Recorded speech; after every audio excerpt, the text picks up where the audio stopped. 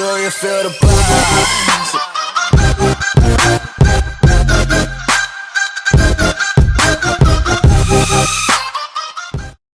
Salut et bienvenue sur cette vidéo CHMB. Aujourd'hui on se retrouve dans une toute nouvelle présentation de deck.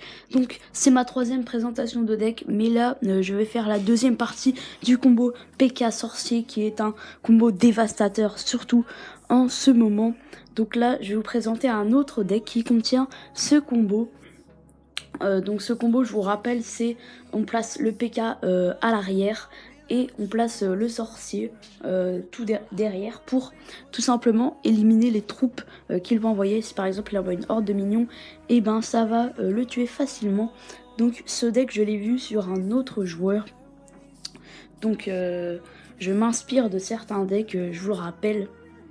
Mais franchement, vous allez voir, si vous testez ce deck, et ben vous ne serez pas du tout déçus. Et tout de suite, là on va regarder des petits replays. Bien, on se retrouve là pour regarder le tout premier gameplay. Donc ce gameplay, j'ai gagné 3-0. Donc on va commencer avec les 3-0, on va visionner tout de suite. Donc d'abord regardez ce que c'est mon deck. Donc sorcier, PK, spergobelin, boule de feu, barbare, horde de minions, gobelin et extracteur, c'est assez important. Donc on va visionner tout de suite. Donc vous pouvez voir que il était avec un level en dessous de moi. Donc là il va placer son prince. Donc là je vais direct le contrer avec mes barbares. Donc là il y a un petit contre, on peut lui descendre des points de vie à sa tour. Il va envoyer sa mignonne horde pour tout simplement tuer ses barbares. Là j'envoie la fireball pour tout simplement détruire cette horde de minions qui était quand même, on peut dire, assez dangereuse. Donc là j'ai mon extracteur d'élixir et je vais le poser. C'est assez important d'avoir plus d'élixir que l'adversaire. C'est le point très important dans ce deck, c'est de dépasser l'adversaire grâce à son élixir. Donc là il a envoyé son cochon, j'ai direct riposté avec les spergobelins qui vont infliger quelques petits dégâts à la tour. Il envoie son mousquetaire, je riposte, j'envoie un PK level 2, je l'envoie tout derrière, c'est très important. Là il va vouloir faire une petite embuscade, j'envoie mes petits gobelins pour ralentir. Et là ensuite c'est voilà, j'envoie mon sorcier derrière. Il envoie des flèches pour affaiblir mon sorcier, ça ne suffira pas. J'envoie ma mignonne horde derrière pour assurer le 1-0. Et là voilà, vous allez voir, ça va extrêmement vite.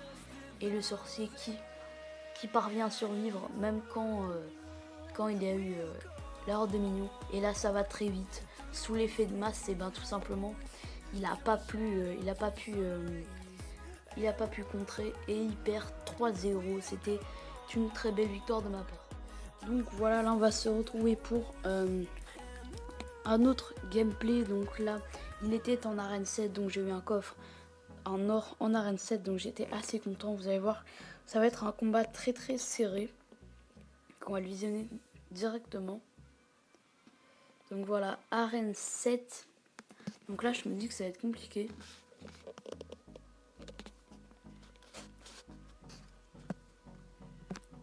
Donc là il va commencer, je vais placer tout simplement mon extracteur, c'est assez important.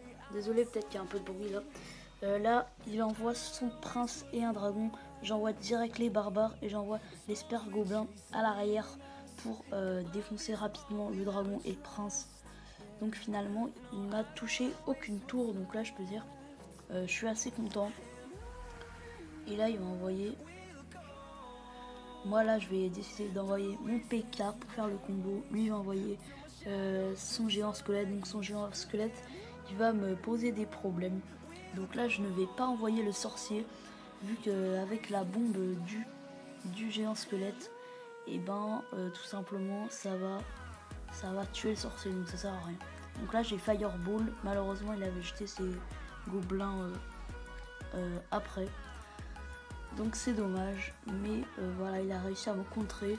Il a un petit avantage sur moi au niveau élixir. Il envoie son prince, je riposte, je mets mes barbares sur le milieu. Donc j'aurais pu les mettre devant lui.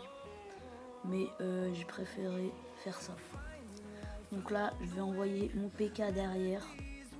Donc lui, je crois, il va envoyer son géant squelette. Donc il envoie son géant squelette par ici. Donc moi, je me dis, je vais pas envoyer de sorcier. Je vais envoyer mes petits gobelins pour aller le défoncer plus vite. Donc là, je vais attendre un peu. Je vais placer un sorcier derrière pour cleaner les petits trucs derrière. Parce qu'ils peuvent atteindre ma tour et ça peut être dangereux s'il fait un contre. Donc voilà, il envoie des archers inutiles. Je place un autre extracteur. Toujours pour avoir l'avantage niveau élixir. Là, il envoie son prince. Je vais direct envoyer mes barbares pour aller lui défoncer son prince. J'envoie le PK derrière. Vous pouvez voir là que le combo ne va pas extrêmement marcher. Je vais réussir à gagner en faisant un autre combo que celui-ci. Donc là, ça commence vraiment à être très très tendu. Il arrive à contrer mon combo, donc ça va être compliqué. Et là, j'envoie tout simplement tout sur le côté droit. Et les barbares, regardez, ils vont faire un travail extraordinaire. Ils vont me donner la victoire, tout simplement. Donc voilà, 50, bam, et voilà. Donc là, je vais assurer la victoire. Et voilà, une victoire très compliquée, très compliquée. Mais à la fin, on décroche cette victoire grâce à de la persévérance et surtout j'ai bien réussi à gérer mon élixir. Donc voilà, on va se retrouver pour la bataille en live. Donc là, on va attaquer en arène 6. C'est parti avec ce deck.